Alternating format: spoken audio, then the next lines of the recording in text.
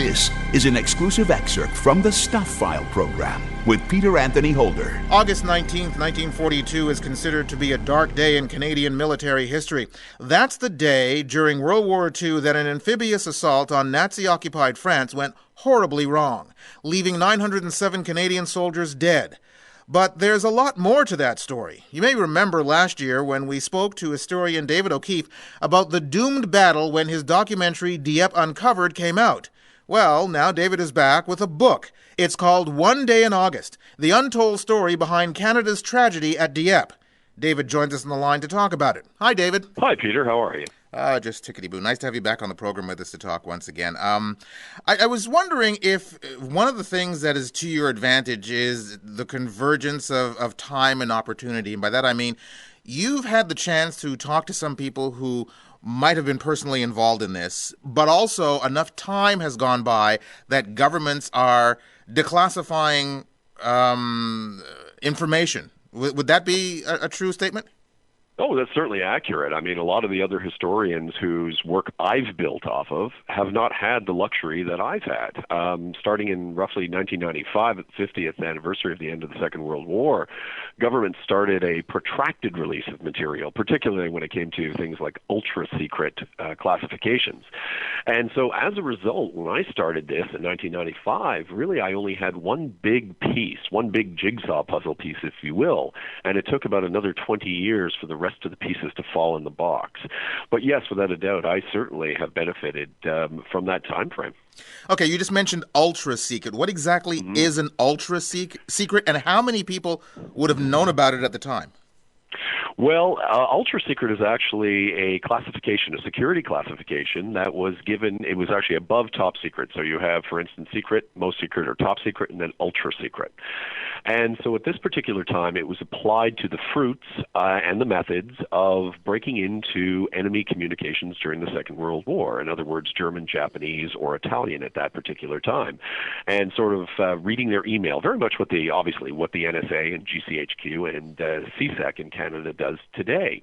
Well, at the beginning of the war, there were only about less than 100, maybe 200 people who were in on this. And this went right from the Prime Minister to the Chiefs of Staff, right down to the cryptographers who were actually breaking the enemy codes, the intelligence officers and linguists who were interpreting the message, and a few select commanders in the field, whether that be land, air, or at sea. By the end of the war, there were only about 10,000 people. And now that may sound a lot, but not when you're talking about a world at war when millions of people are in arms. And then in the post-war, the numbers grew, but not substantially. And as a result, what you see developing in World War II when it comes to cryptography has now expanded into those organizations that I mentioned before, the NSA, GCHQ in Great Britain, and CSEC in Canada. Was there any group or organization, even though a lot of time has now since passed, was there any organization that wasn't as open to your idea of doing first the documentary and now the book?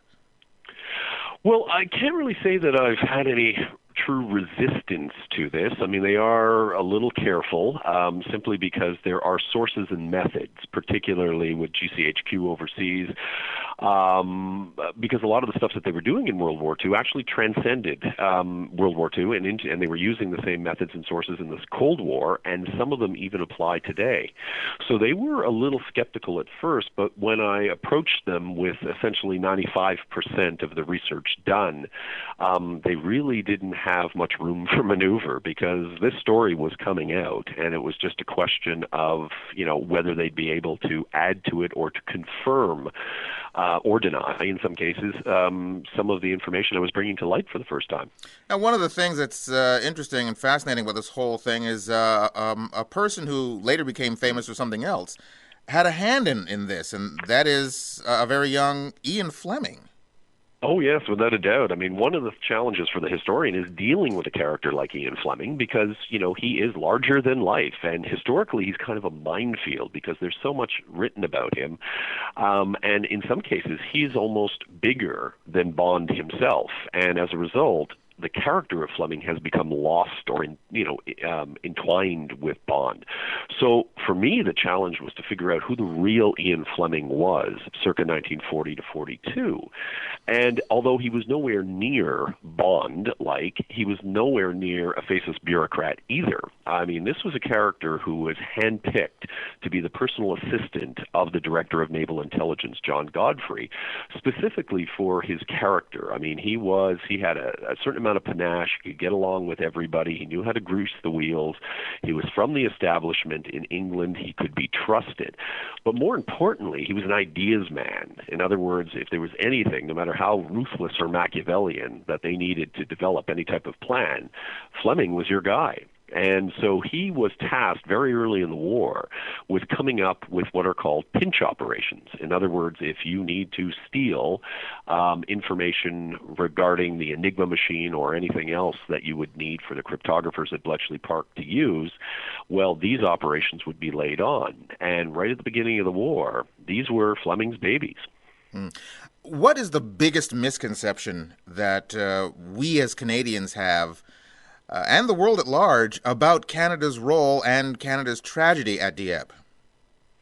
Well, I think one of the things we always look at it as Canada's operation or a Canadian operation, and it wasn't. This was a British operation. It was developed by Naval Intelligence and combined operations, Mountbatten's combined operations. It was designed, the outline plan was created by them, and then the Canadians sort of hoisted themselves on for political reasons onto the scene and onto the raid. And so basically what you have is a British operation with overwhelming Canadian participation. Now, you mentioned you mentioned for political reasons. What were those political reasons? Well, part of it had to do with the fact that Canada had a tremendous reputation coming out of the trenches in World War I. We were the shock army of the British Empire. If there was a tough nut to crack, the Canadians could do it, or we'd die trying. And so as a result, in World War II, up until 1942, we really hadn't done much, and there was a lot of pressure. Mackenzie King was under a lot of pressure at home to get the Canadians into action. And also at that particular time, there's a very strong nationalistic drive by some of the top Canadian generals, in one particular Harry Crerar, who really wanted to put the Canadian Army on the map. So as a result, there was a lot of agitating in the political scene to get the Canadians into action. So although Mountbatten didn't want the Canadians at first because he wanted his beloved Royal Marine Division to carry out the entire raid, his hand was forced, and the Canadians then joined the party, as they would say. Now, we talk about the intelligence needed and the type of situation that took place back then in Dieppe. And of course, during World War II, of course, we're hearing all the situations today with how people are treating and talking about intelligence gathering.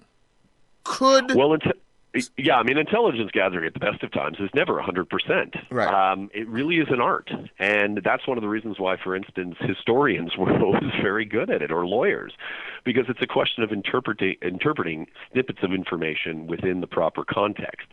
And so in this particular case, I mean, mistakes could be made.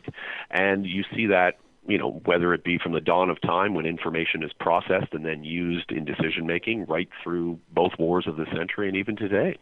But do you think, transplanting today's mindset and technology, do you think something like this that took place in World War II would be possible today, what with how people seem to feel about intelligence gathering as a whole?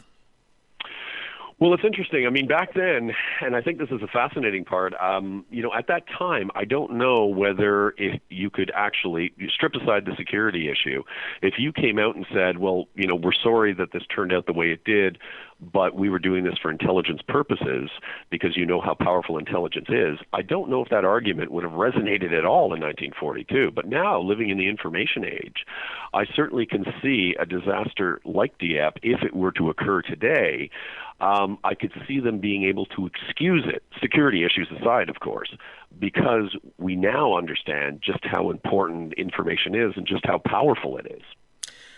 Now that you've done this book, and again, last year you had the documentary, what have you heard from people who were personally involved? People in the military, families, that kind of thing? Well, it's really been it's almost been cathartic. I've been getting letters and emails from all across the country with profound relief is about the only way that I can describe it. And it was amazing because, as I said, when I sat down with Ron Beal, whose quote is on the cover of our book, it was one of the most powerful moments of my entire life. I never expected to sit down and discuss or take a vet through the entire research, but for 3.5 hours, that's exactly what we did. And you could just see, as he put the pieces together, you could see his demeanor changing. And this is a man who, landed on the beach on that day, spent 3 years in a prisoner of war camp, and then for 70 years has been trying to figure out why. What was behind the Dieppe raid. And then suddenly, as this all unfolded, he just looked at me and he said, Dave, now I know why my friends died, and now I can die in peace. So at that particular moment, needless to say, whether you're a historian or just a human, those are incredibly powerful words. And I realized at that time just how powerful history really is and how beautiful the truth can be. And it's an incredibly powerful book. The book is One Day in August, The Untold Story Behind Canada's Tragedy at Dieppe, written by David O'Keefe. David, thank you very much for being on the program. Well, anytime, Peter. Thank you. Military historian David O'Keefe, author of One Day in August, The Untold Story Behind Canada's Tragedy at Dieppe. You can go to my website at thestufffile.com, go to the What's On page for this show, which is show number 0221, and you'll find links to either Amazon.com or Amazon.ca, where you can order his book directly. You've just heard an exclusive excerpt from the Stuph File Program with Peter Anthony Holder. To hear any or all of the full hour-long shows, visit thestufffile.com. Stuph is spelled S-T-U-P-H. That's thestufffile.com. A presentation of Flying Fish Communications.